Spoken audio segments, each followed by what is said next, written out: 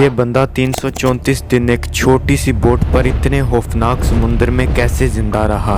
ये Pacific ocean में एक छोटी सी बोट के सहारे 14 महीने तक गुम रहा। हमारी दुनिया पर जितनी भी सूखी ज़मीन है उससे भी कई गुना बड़ा यह समुंदर है। कहा जाता है कि पैसिफिक ओशन इतना बड़ा है कि अगर आप इसके एक तरफ से सुराख करें और दुनिया के दूसरी तरफ से निकलना चाहें तो तब भी आप पैसिफिक ओशन में ही निकलेंगे। एक छोटी सी बोट पर दुनिया के सबसे बड़े समुंदर में जिंदा रह जाने वाले इस बंदे की कहानी बहुत इंटरेस्टिंग है। इसका नाम सल्वाडोर अल्वरिंगा था। ये और इनका एक दोस्त कटोबा दोनों 17 नवंबर 2012 को एक छोटी सी बोट पर मछली पकड़ने समुंदर में चले जाते हैं और ये इस इरादे से जाते हैं कि हम 30 घंटे मछली पकड़कर वापस आ जाएंगे। लेकिन इन्हें इस बात का कुछ अंदाज़ा नहीं था कि इनके ये 30 घंटे आगे चलकर 1 साल में बदल जाएंगे। ये बहुत ही छोटी बोट पर सवार थे।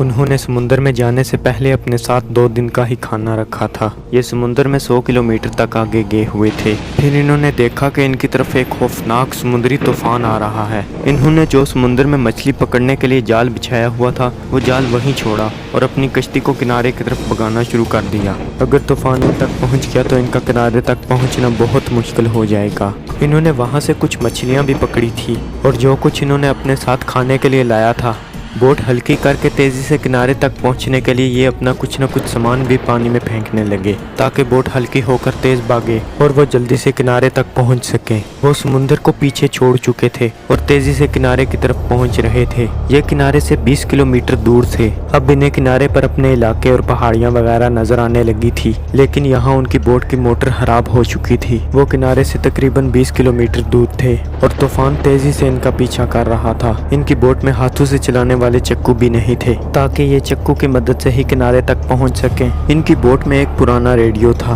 जिसकी मदद से इन्होंने अपने बॉस को अपनी लोकेशन बताने का सोचा। उन्होंने बताया कि हमें जल्दी से रेस्क्यू किया जाए, हम बहुत बड़ी मुश्किल में फंस चुके हैं। अब इनकी किस्मत इतनी खराब कि शायद बारिश का पानी रेडियो पर पड़ने की वजह से लोकेशन बताते वक्त वो भी बंद हो चुका था। तूफान इनके करीब बहुत तेजी से आता जा रहा था। तेज हवाएं इनकी बेलगाम कश्ती को दोबारा गहरे समुद्र की तरफ धकेल रही थी। अब आहिस्ता आहिस्ता साहिल इनसे दूर होता जा रहा था। जब तक इनके बॉस ने उस लोकेशन पर रेस्क्यू टीम भेजी तब तक इनकी कश्ती वहां से बहकर और गहरे समुद्र में चली गई थी। रेस्क्यू टीम 5 दिन तक इन्हें वहां ढूंढती रही लेकिन इनका कुछ अता पता नहीं मिल रहा था। 5 दिन बाद रेस्क्यू टीम ने थक हार कर यह ऑपरेशन बंद कर दिया। इनकी कश्ती आहिस्ता आहिस्ता और भी ज्यादा खुले समुद्र में जाती जा रही थी। इन्हें कुछ पता नहीं था कि ये दोबारा किसी आइलैंड तक पहुंच पाएंगे या ज्यादा चांस थे कि इनकी छोटी सी कश्ती को कोई बहुत बड़ा समुद्री तूफान पलक झपकते ही निकल जाएगा। और अगर ये किसी बड़े तूफान से भी बच जाते हैं, लेकिन किनारे तक पहुंचने के लिए इन्हें कितने हफ्ते और कितने महीने लग सकते हैं। तब तक ये इस खुले समुद्र में क्या खा पी कर जिंदा रहेंगे। समुद्र का खारा पानी पीने की वजह से भी मौत हो सकती है, इसलिए जब बारिश होती थी तो ये बारिश का पानी जमा करके थोड़ा थोड़ा पीते रहते थे। और जब कई दिनों तक बारिश भी ना हो तब ये अपनी प्यास बुझाने के लिए कछुए पकड़ते थे और कछुओं का खून पीकर अपनी प्यास बुझाते थे। और ये भी तब ही होता था जब किस्मत से कोई कछुआ इनके हाथ लगे, और जब कोई कछुआ भी ना हाथ लगे तो तब इन्हें अपना यूरिन ही पीकर जिंदा रहना पड़ा। पूरा दिन अपने हाथ समुद्र में ही डाले रखते थे और किस्मत से अगर इनके हाथ कोई मछली लगती तो उसे कच्चा खाकर ही ये गुजारा करते थे। ऐसे ही इन दोनों को इस छोटी सी कश्ती पर 4 महीने गुजर गए थे, लेकिन ये अभी भी इस खुले समुद्र में ही भटक रहे थे। 4 महीने तक इनकी कश्ती भी किसी किनारे तक नहीं पहुंची थी।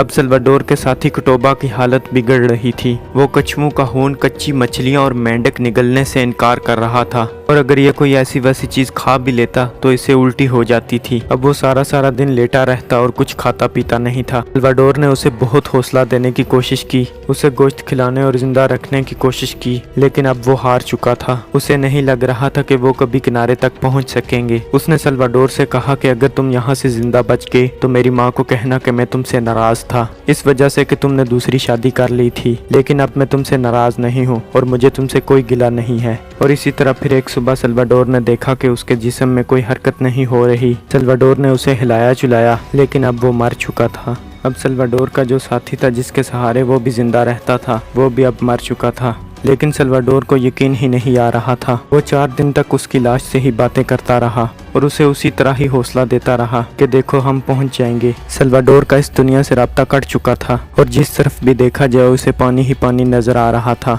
उससे दूर दूर तक कोई बात करने के लिए भी नहीं था। वो अपने साथी कटोबा से ही बात करता था, लेकिन अब वो भी नहीं रहा था। वो उसी तरह ही उसकी लाश से 4 दिन तक बात करता रहा। उसी तरह वो उसे कहता था कि देखो तुम आंख बंद करके ये मेंढक निकल जाओ, बहुत जल्द हम इस मुश्किल से आज़ाद हो जाएंगे। फिर उसे 4 दिन बाद ख्याल आया कि इस मुर्दे से बातें करके मैं और ज़्यादा भी पागल हो जाऊंगा, और उसकी लाश भी अब गलने सड़ने लगी थी। इसलिए उसने उसकी लाश उठाकर पानी में फेंक दी। सल्वाडोर के पास भी अब खाने पीने के लिए कुछ नहीं था। कोई परिंदा अगर उसकी कश्ती पर आकर बैठता और अगर सल्वाडोर उस परिंदे को पकड़ने में कामयाब हो जाता तभी वो उसे खा पाता था।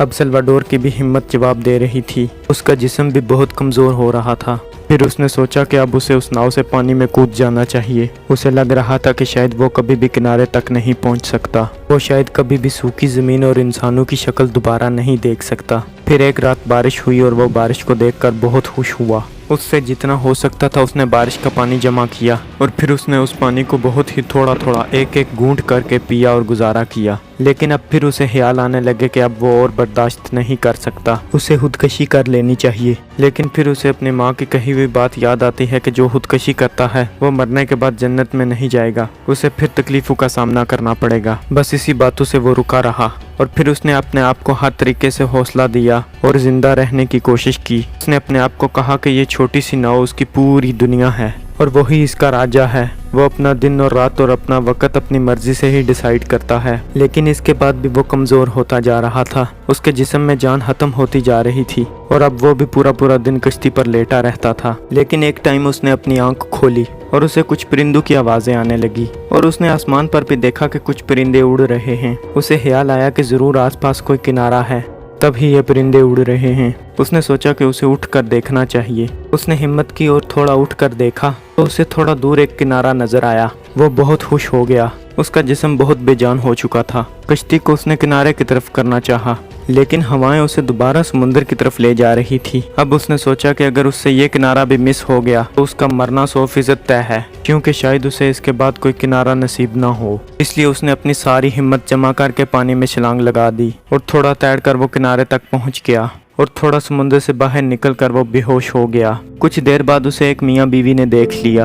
वो उसके पास आए और उन्हें इसका हुलिया देखकर पता चल गया कि शायद ये समुद्र में कहीं से बहकर आया है। उसकी दाढ़ी और बाल बहुत बढ़ चुके थे। ये इलाका न्यूजीलैंड का था। जब सल्वाडोर वहाँ थोड़ी होश में आया तो वो उनका चेहरा देखकर थोड़ी बेहोशगी में ही पागलों की तरह बातें करने लगा। उसे इंग्लिश जुबान भी नहीं आती थी और ना ही वो मियाँ बीवी उसकी बातों को समझ पा रहे थे और ना ही जवाब दे पा रहे थे। लेकिन सल्वाडोर उनसे बातें करता रहा, क्योंकि उसने 14 महीनों तक किसी इंसान की शक्ल नहीं देखी थी और ना ही उनसे कोई बात की थी। और बाद में जब ये खबर फैली तो हिसाब लगाया गया कि ये बंदा 14 महीनों तक समुद्र में जिंदा रहा। लोग हैरान थे कि एक छोटी सी बोट पर कैसे इतने लंबे अरसे तक इतने बड़े समुद्र में जिंदा रहा। उसने अनजाने में एक छोटी सी बोट पर समुद्र में इतने लंबे अरसे तक रहने का वर्ल्ड रिकॉर्ड बना दिया, जो शायद कोई ख्वाब में भी नहीं तोड़ना चाहेगा। दोस्तों, अगर इस वीडियो से आपको कुछ सीखने को मिला है तो हमारे यूट्यूब चैनल हमसे लेके को ज़रूर सब्सक्राइब करें। मिलते हैं किसी और वीडियो में, तब तक के लिए खुदा हाफिज़।